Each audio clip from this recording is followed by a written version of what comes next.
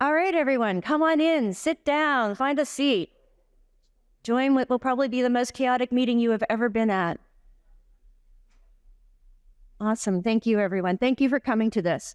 What I'd like to do is have a conversation about NDSS as a community and really what the next 30 years, what we want them to look like. I have 3 people in the room with mics. So as we have the conversation, put up your hand. They will come to you with a mic. I've got one down there. Kevin, raise your hand. In the middle, I have Ozzy and Carson. Where are you? There you are in the back. So watch for them. And my very first question for you people, I even did slides for this, guys. I'm really... What are our values as a community? So I'm going to start this off as a completely open discussion. And then after we talk for a little bit, I have a multiple choice test for everyone.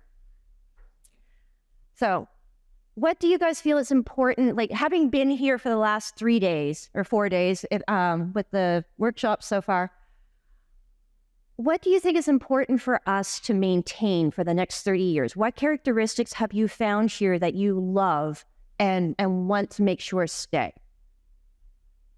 Hands up. Oh, I don't believe you guys. You're not this quiet. I've heard you out there chatting with each other. Who's going to be brave enough to have? And I'm not saying anything because I do not want to bias anyone on this. So the first person who speaks gets to bias everyone else.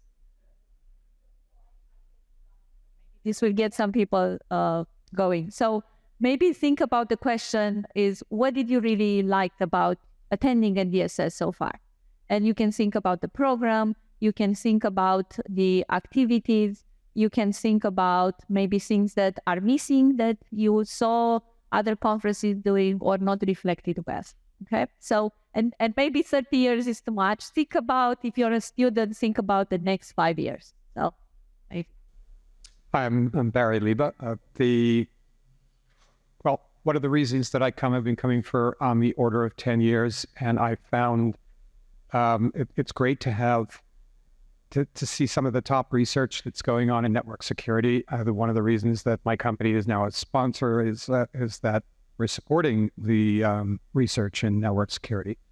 And I get a chance to talk to people about the issues that are concerned to me, involving mostly internet standards and how they can research that and help us figure out where the holes in the internet standards are.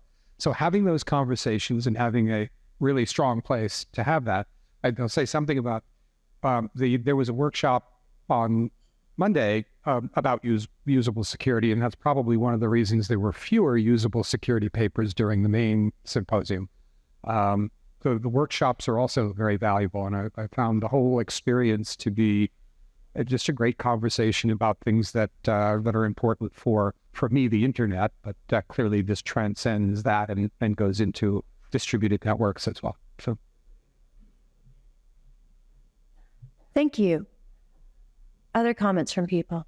So this is only my second time at NDSS, second conference, but I'll say one of the things I like the most is just the comfort level and the intimacy of it.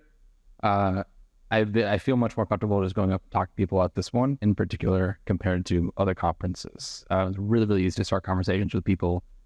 Everyone's right there. Everyone's easy to find.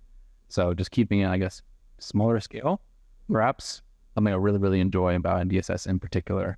Again, having only been here twice. Twice is often enough to have an opinion. In fact, once is often enough to have an opinion, and I want to hear them. So thank you. I think we need more session chairs and general chairs with purple hair. All right, I'm going to second that. Christina, you heard it. Purple hair next year. Hello. Yeah, I'm not sure there's something I can say. It's like, I feel like the food can have more variety. I'm not sure if that's what we can comment on that. Great.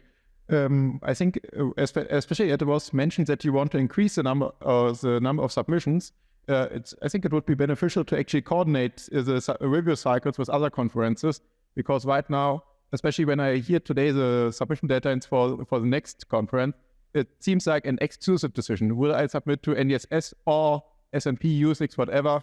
and basically then, of course, for some papers, the decision will be against NDSS. Thank you. We do try to coordinate with the other conferences as much as possible, but between us having 2 deadlines now, Usenix having 4, S&P, I don't remember what number they're at now, 3 or 4, 3, thank you, and CCS, it's a challenge. But you want to submit here because we're the cool conference. Change the food. I won't know what day of the week it is.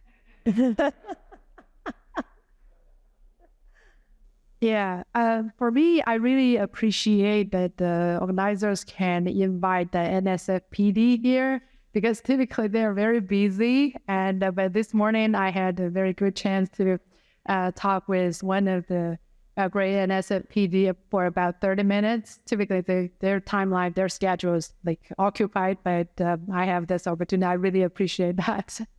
Awesome, thank you. For next year, I hope I won't be hearing as much about ChatGPT because I'm tired of hearing about ChatGPT and what ChatGPT has to say. What we're hoping is that we don't see any papers submitted by ChatGPT. So I'll mention something that I mentioned in the steering committee meeting this morning. A lot of the security conferences, starting with ACSAC, then Usenix Security, and now ACM CCS, have had some form of an artifact submission and evaluation initiative. And I believe NDSS and S&P are now on the verge of doing something similar. I talked with Patrick at the party last night, and he mentioned that S&P is considering it. And I'm suggesting that NDSS do as well. I pleaded, I said, I don't want to be the last one. Let S&P be the last one. But I'd be curious to know what folks think about artifact. We realize that there's pros and cons, there's benefits and challenges, and ultimately it has to be achieving some kind of goal or purpose. We don't want to just do it for the sake of doing it. So I'd just be curious if anyone has any thoughts, suggestions on artifacts. Anyone, any hands for answering that? Does everyone know what he means when he says artifacts? Well, I can take a stab at probably a fairly unique position on that. Working for what's essentially a national lab, and I think companies, industry probably has a similar issue. There are some things where we may be able to write a paper about it and, present results and so forth, but we will never be able to release the code. So I would like to see some way to deal with that kind of situation. So first of all, this doesn't mean that everybody is required to submit the code. If you look at the programming languages, conferences, software engineering, systems, people that want to have a stamp that says my research, it's reproducible. Everybody can reproduce the results. You can get that stamp. Now, that being said, security, it's a very interesting place because some of the artifacts, maybe we don't want them to be the one.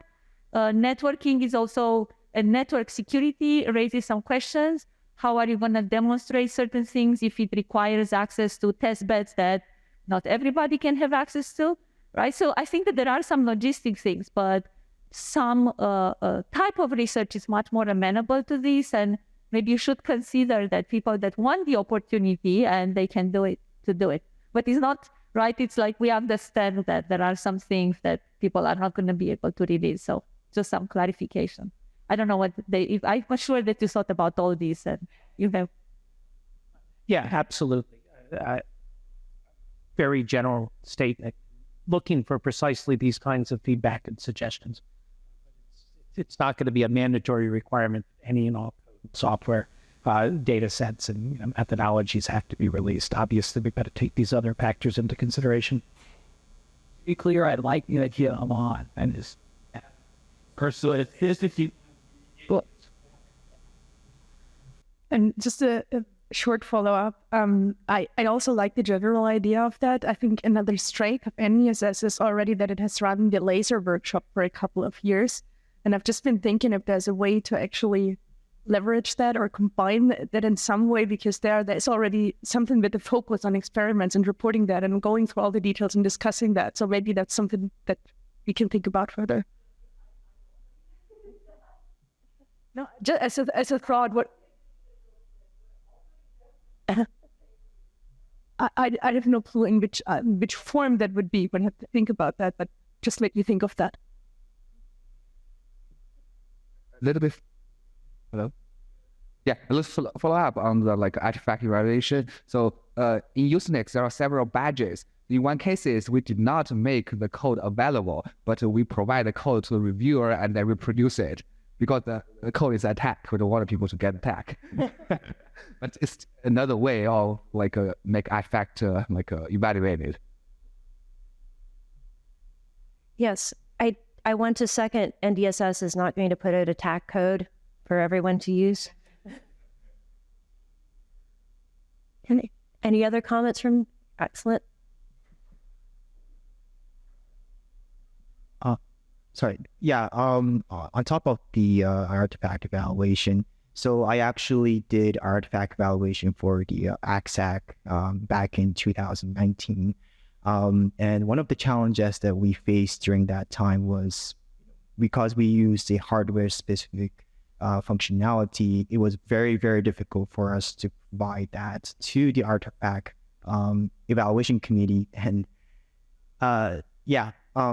this is not for NDSS, but artifact evaluation in general. But I really hope that there will be some instructions for people who use specific hardware to be able to provide artifact evaluation.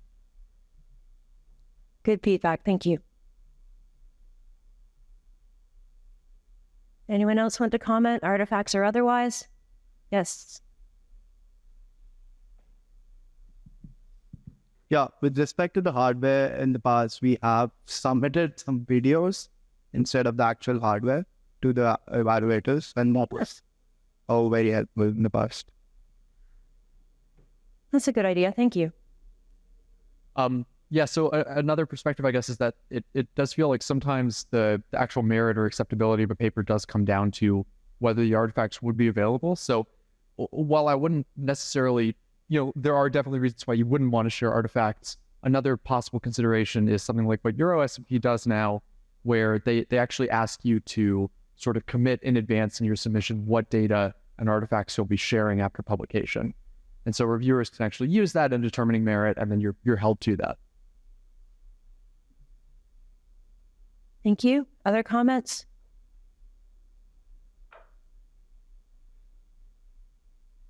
Moving away from artifact evaluation, as a younger member of the community reviewing for a couple of years now, one of the things that I really appreciated this year was the get together for the PC.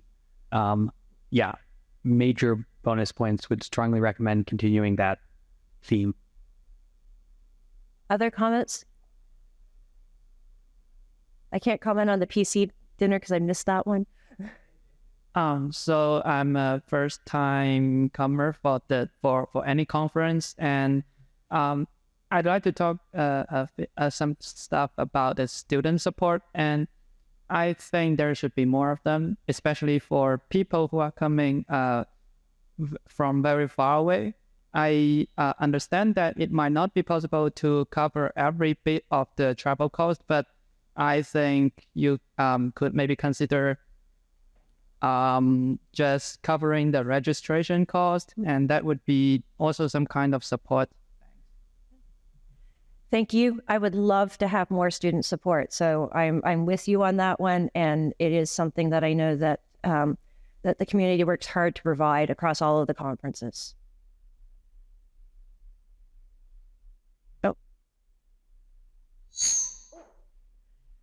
Remember, avoid going in front of the speaker. Okay. I hope I know something on the other ear again.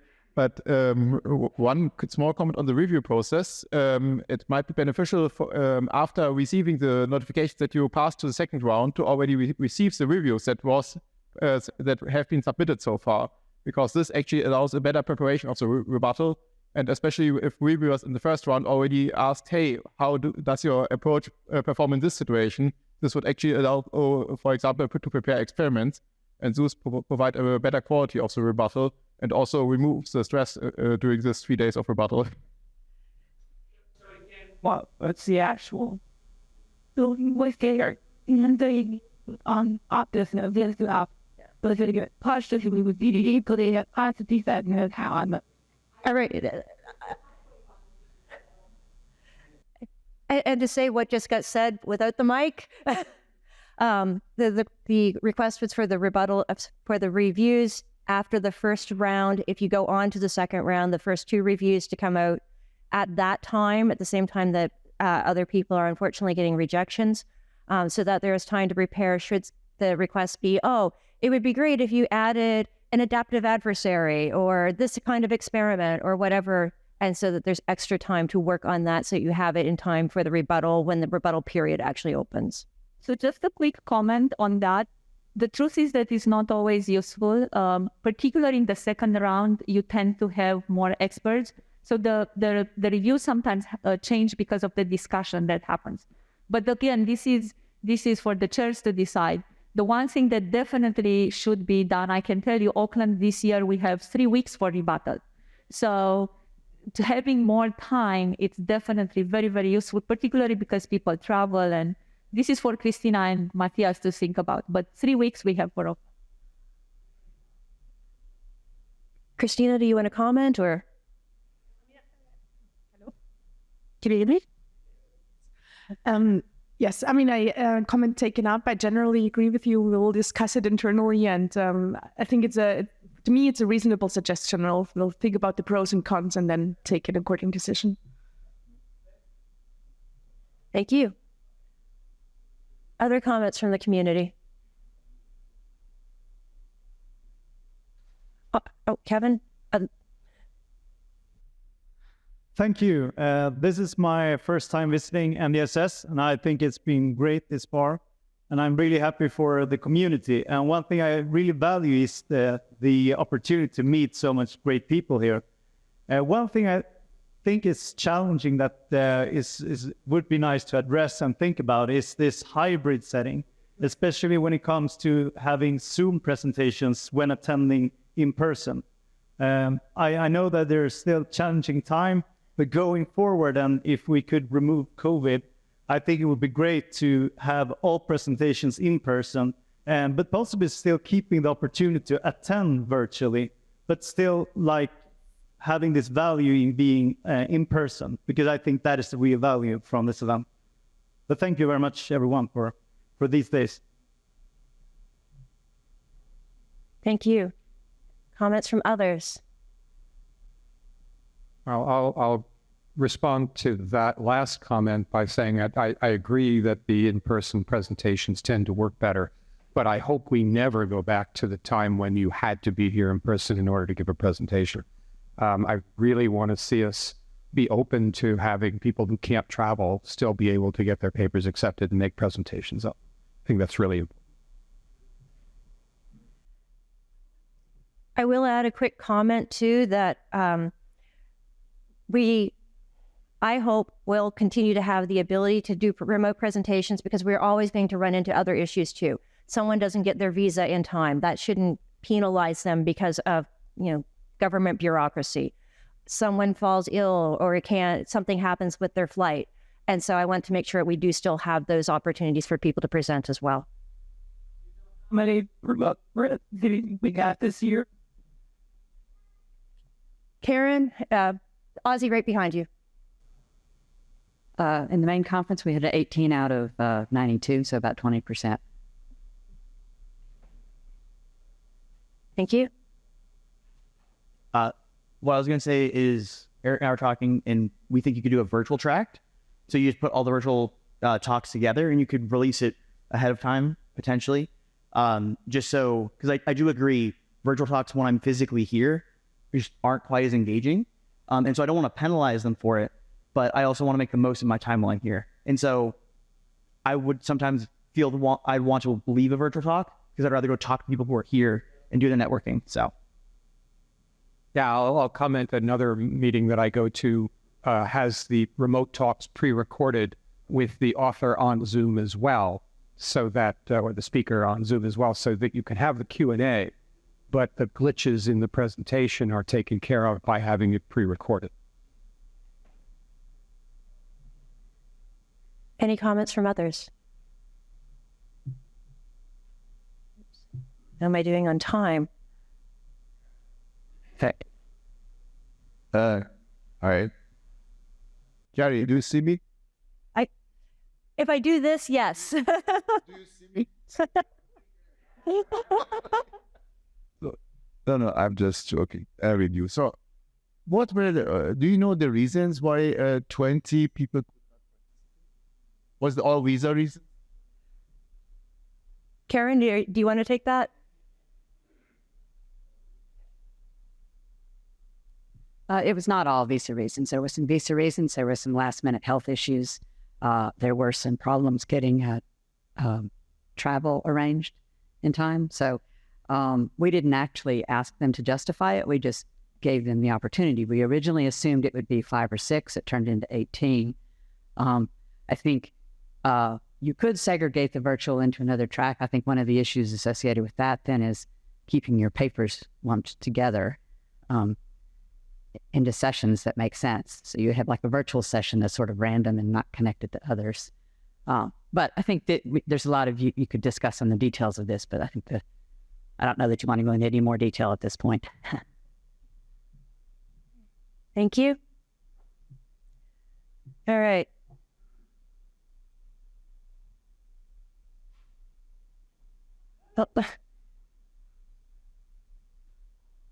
Oh, question in the very back. Hello.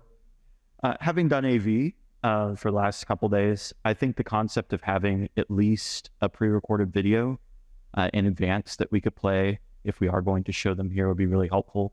I know that down in Rousseau, we did have issues with that a couple times, and one person ended up just actually uploading a video real quick and we played it. So having had that already in advance would have been very helpful. The other thing I'd say is that also down in Rousseau, we saw one person who had their advisor present for them because they actually had to go to the hospital. And so I think that we should be careful in, making sure that we don't completely close off people to remote or, other sort of things for those exact reasons. Thanks. Thank you. Yeah, I guess I will also sort of second in on that. I think if you're doing virtual presentations, I do think that the pre-recorded with Q&A as the sort of replacement for the presentation itself is a very good solution, because it also gives an opportunity to sort of improve the AV quality of the recording. Because at least for me, I find it quite painful to have to listen to someone that's talking on a laptop microphone for even like 15 minutes. And it really deteriorates the level of my understanding, I feel like. So being able to pre-record and sort of check that audio is, I think, a big help for people. Not that I want to further this conversation, but I will tell you that we did pre-recorded videos last year and we had complaints. Sound quality on some of them was bad. So I think pre-recorded videos does not guarantee that you get necessarily good experiences. And there was something else I was going to say, but I forgot.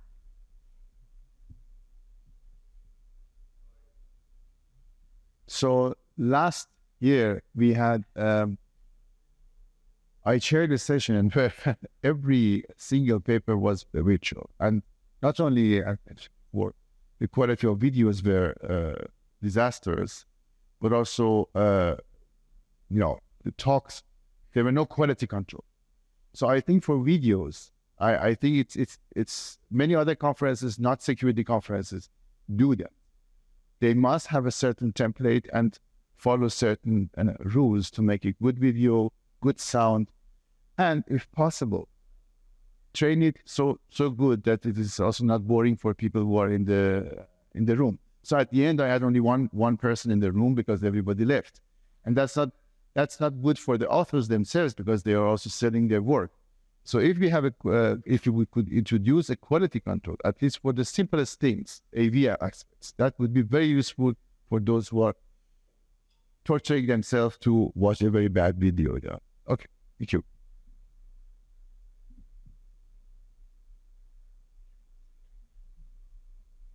So I'd like to second that in terms of having a template is useful. You know, this year I don't think there were any slide presentations that weren't readable, but in the past, especially with people who've only done a presentation once or twice before, they don't know what to do with their slide. They don't know what fonts to use, what size to use, and you know, having maybe yes, enforced template does cause some issues, but at least it gives people guidelines and makes their presentations viewable.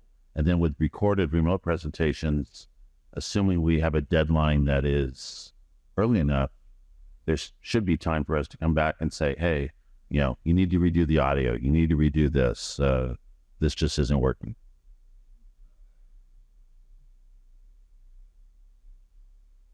So talking about the videos, so I think this year we, as authors, we were required to submit a pre-recorded video on top of the actual presentation that we were actually supposed to do right here.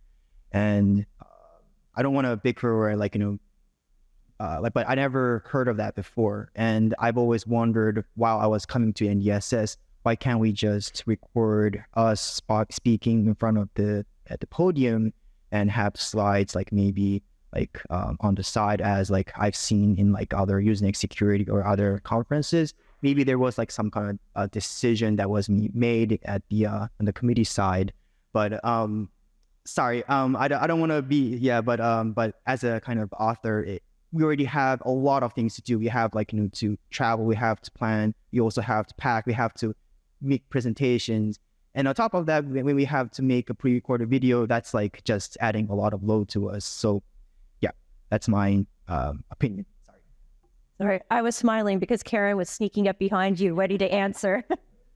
Well, I don't know if I would say I was sneaking up behind. I was just to give a little bit of context for why that happened this year. And I don't know that if it was a good idea or a bad idea, but the thought was that we would give authors more flexibility. They could do as much, as up to 30 minutes.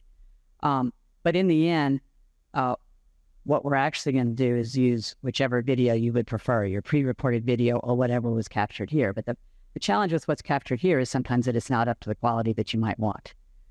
I don't know what the right answer is. I think next year what we're going to try and do is simplify things, because everything that we add adds another step and another set of logistics.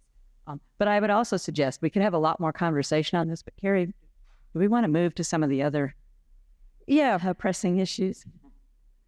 All right. Are you guys ready for a multiple choice test? All right. I'm going to have show of hands, and I have someone in the back who's going to get a rough, they're not going to count because it will take a while in here, but rough percentages. So acceptance rate is 16.2% for 2023. What is a good target for us? So do you want us to A, accept more papers, around 20%, B, accept way more papers, so maybe 30%, stay the same, or reduce the acceptance rate? Show of hands for A.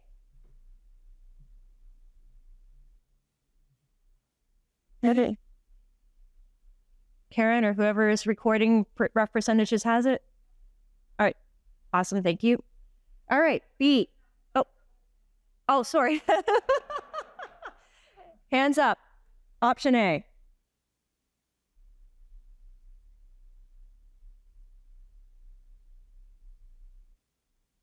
Okay. Option B. Hands up. Are you going to have to keep your hands up for a minute because Karen's finding paper and pen to... Got it? Up. Option C, stay the same, hands up.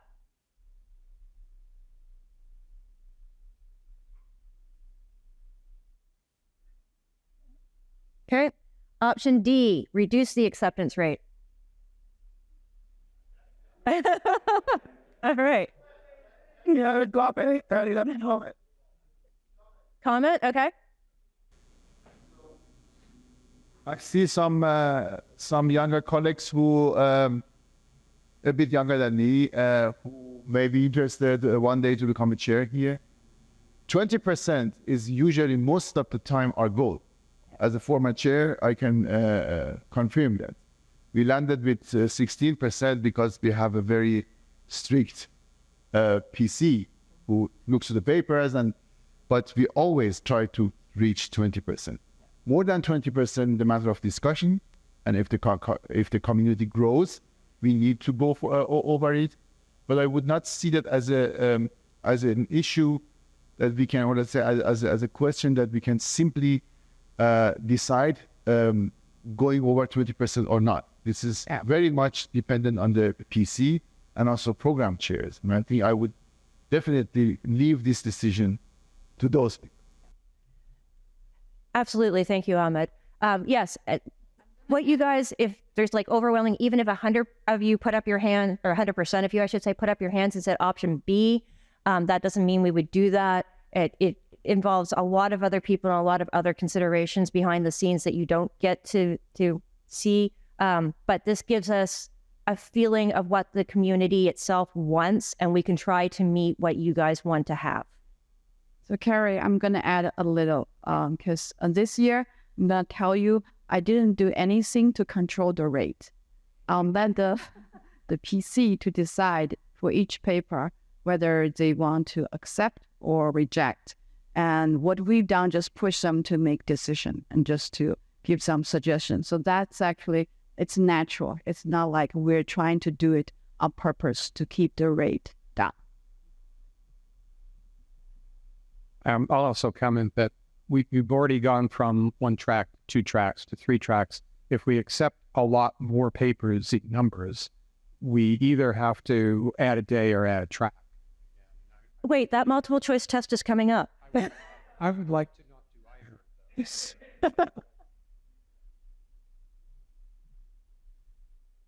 Okay, going forward on there's more than one question on your multiple choice test here. What do you want for participant size? So cap physical registration at some number. This year we were at, I think the last number I heard was 408 in person. There is a limitation based on venue as to what size you can be at.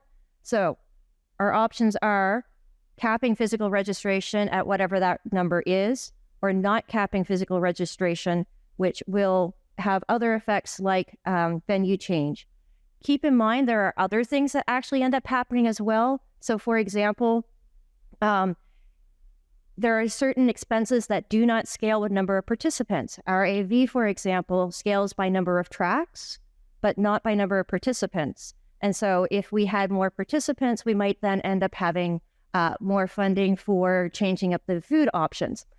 And so there are lots, just to say, like, there are lots of balances. I'm making like the multiple choice tests a little bit simple, and I have a feeling at the end of this, what we'll find is that that your answers are actually conflicting. We're okay with that. But just so you understand, when I ask you guys a question, hands up, option A.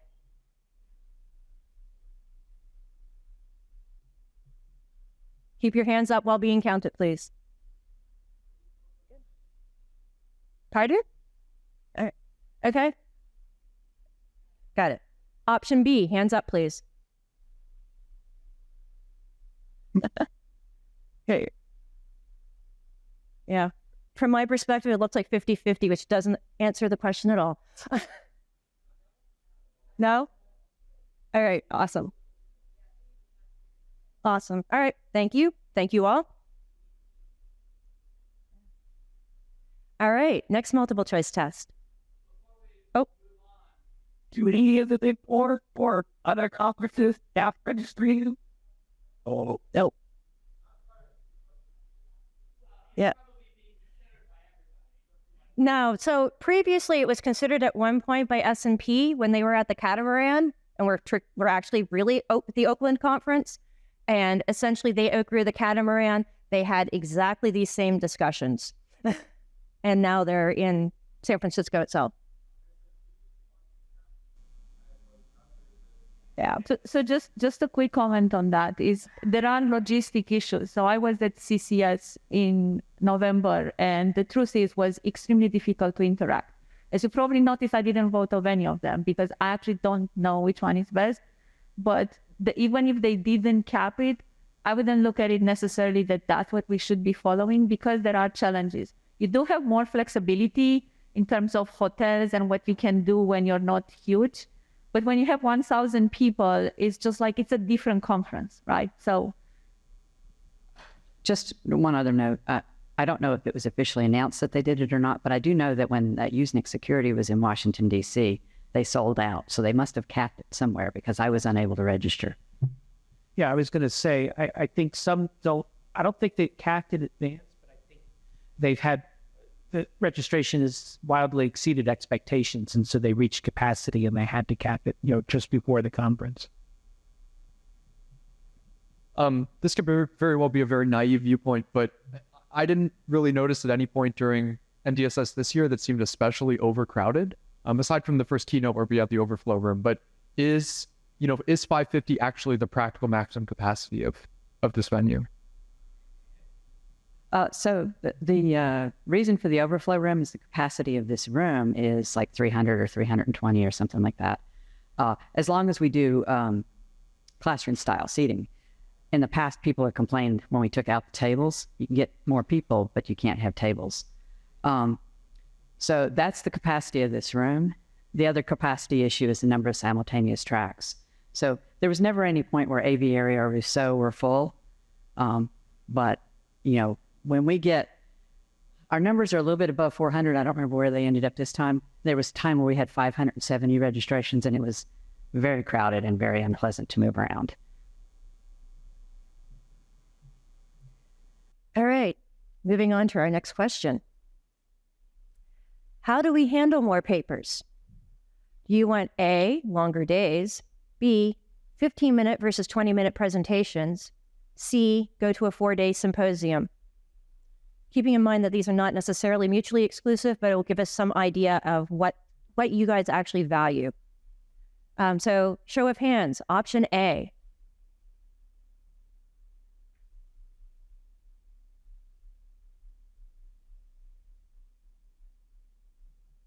Okay, show of hands, option B.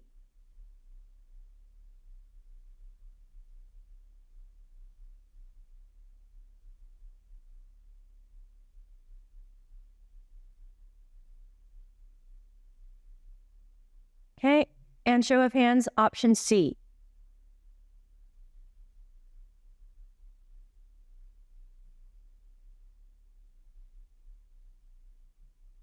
Awesome, thank you. Next question. The year is 2027. Assume approximately a 5% growth in the number of papers submitted, compounded, every year, and a 20% accept rate. That's about 144 papers, up from 94 currently. How do we handle 144 papers? A, 4-day symposium, 3 tracks. B, 3-day symposium, 4 tracks. Option A. Option B.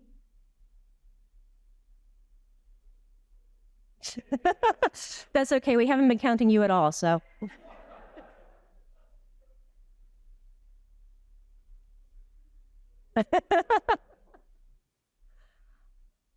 Awesome. Thank you. Next question. Oops, sorry. Assume 3 days and 4 tracks, and not capping attendee size, and the same dates. Do we A, stay in San Diego, B, stay in the southern US for warm weather, C, consider Hawaii, keeping in mind that will be more expensive, and D, rotate locations to include international venues? Option A. Hands, please. Thank you. Option B. Well, that was a shorter number to count.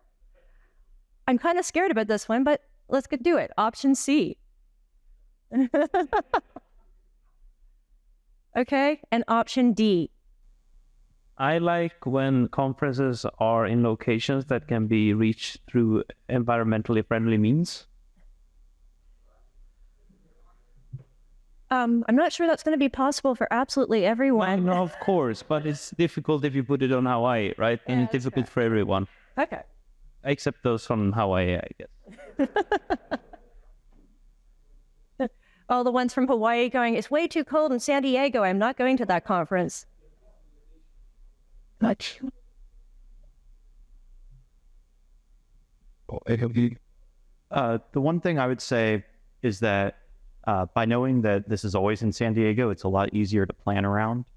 Or I know like with the supercomputing conference, it's basically gotten to where it rotates the same 4 cities every 4 years.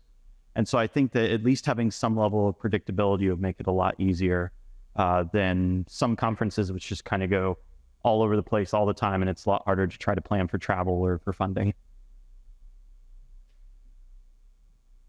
Okay. Looking around. Are we ready for the next question? Oh, no, we have another comment. Sorry. I actually had a comment about international venues. I feel like it's more inclusive because it's very hard to get US visa as being an immigrant. And it's also harder for like certain countries in the global south to travel to US. So just maybe keep that in mind.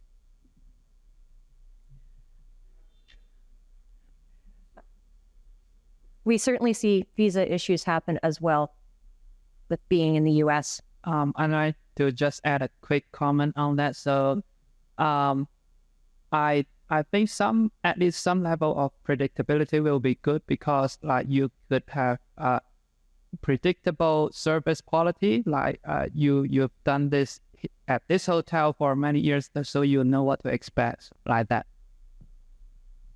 It's a good point. Thank you.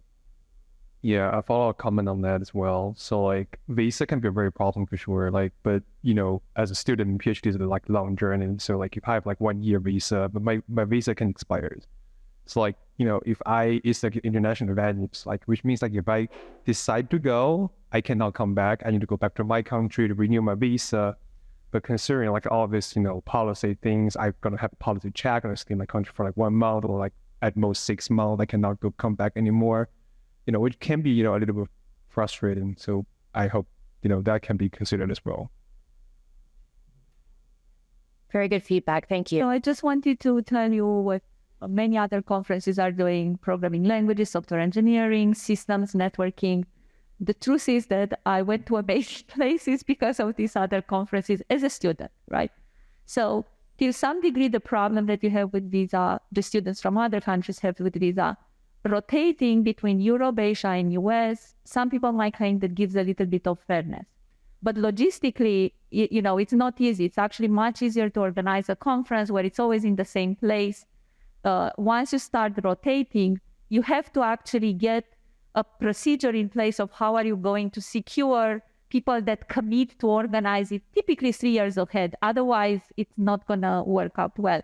So there are advantages and disadvantages, but I can tell you as a student, I actually loved it, you know. Now, as a professor, I would rather go to the same place. All right, Ahmed, you get to be the last comment before we go on to our next okay. question. So I second what Christina said. I understand the visa problem, but I think it is also not only because of fairness and other aspects that students may like to have some tourism as well, but it is important that we have a procedure in place. And because I know after 15 years, I brought CCS to Germany in 2013. I organized it. It was the best CCS that you have ever seen. Forget about all of the CCS that you have seen, but it was a pain. It was very difficult, but it was also a joy to see that people kind of credited afterwards that you could move. And we had a lot of Europeans, for example, who had the opportunity to come because they could not go to US. I know that for US residents, it's kind of problematic in the sense that long travel and sometimes there's a prejudice that US American students do not want to fly, but there are other problems that, as mentioned before. So I think if we have a procedure in place after 2 or 3 years, we know where to go, and there are people who can manage it on the other side. That means in Europe or in Asia. I really advocate this, to go around with care, but to go around. Although I love San Diego. Thank you. As with any changes, there will be growing pains. I'm sorry, I know there's another comment, but I have more tests, and I also am very aware of the bar outside.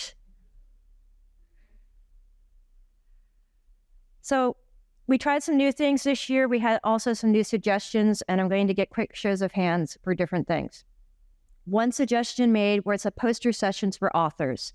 One of the comments was that you don't necessarily get to ask your question of the authors during the session, and then trying to, if you're the first presenter, and by the time you get to the end of the fourth presentation, then you're trying to find the author again. They might have left halfway through the session. And so having something where the authors have to have a poster, I'm not sure how we would do this logistically yet, but just as a basic concept where all right, I wanted to follow up with the author of this paper on this topic. So have some other opportunity to go and interact with them.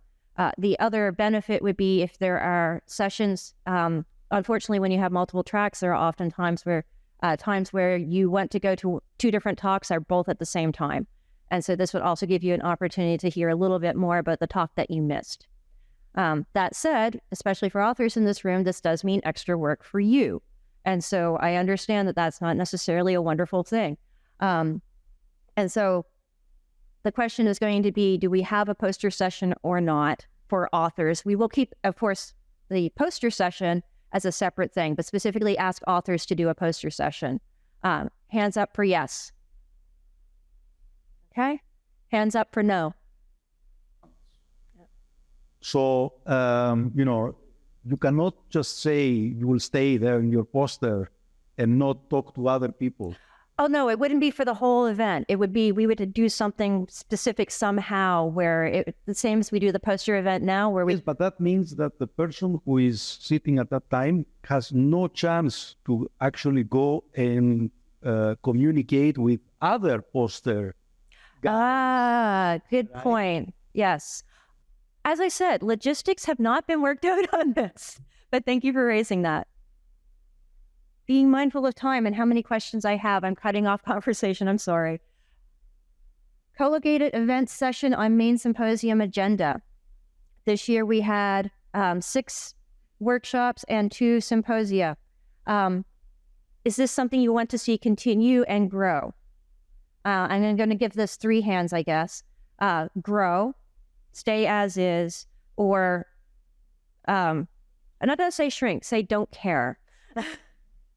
So who would like to see this grow?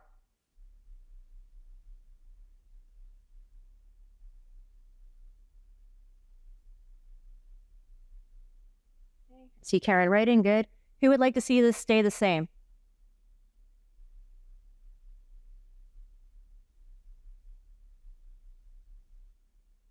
Okay, and who is, let's say abstaining.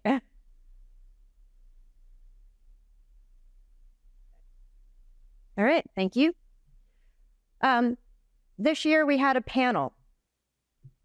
And it was a very, very fun panel, but one of the things I noticed is that previously, especially looking back at 1994, there were lots of panels, and we haven't really done that lately. Would you like to see us do panels again? Hands up for yes. Keep in mind, that means you might be tapped to organize the panel.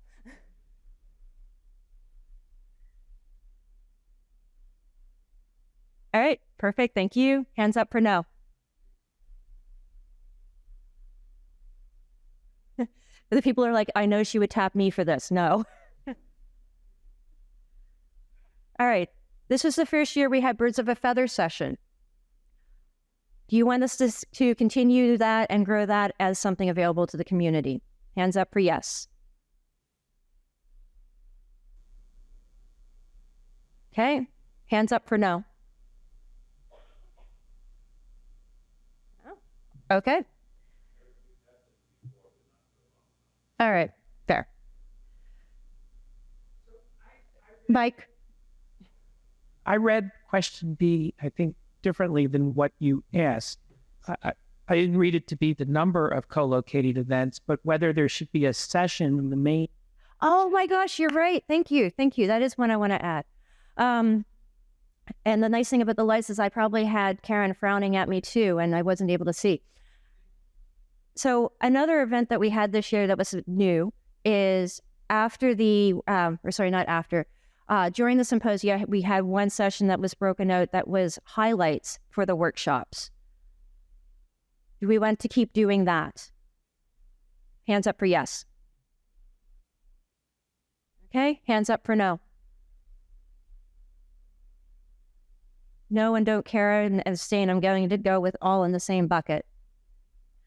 I have on here other ideas, but again, being mindful of the time and the fact I'm supposed to wrap this up in 1 minute and I still have questions for you, we'll skip number E.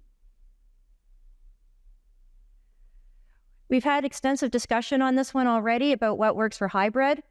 Assume some papers, for example, about 15% are presented remotely for various reasons. If so, number of hands for A, pre-recorded presentations. Karen, do you really want to count for B after that? All right, AOB, any other business, anything else on your mind? I'm not going to have that conversation now, but no, there will be an upcoming survey, so please do answer the survey and put in any other comments, anything we've missed, anything you want to mention in there. Or Christina, feel free to Karen, of course, feel free to corner them while having a drink and let them know what else you might think. You're not done yet. Multiple choice test for the social hour, which is better? A, wine, B, beer, C, water, or D, margaritas. Thank you, everyone, for this. It has been a pleasure.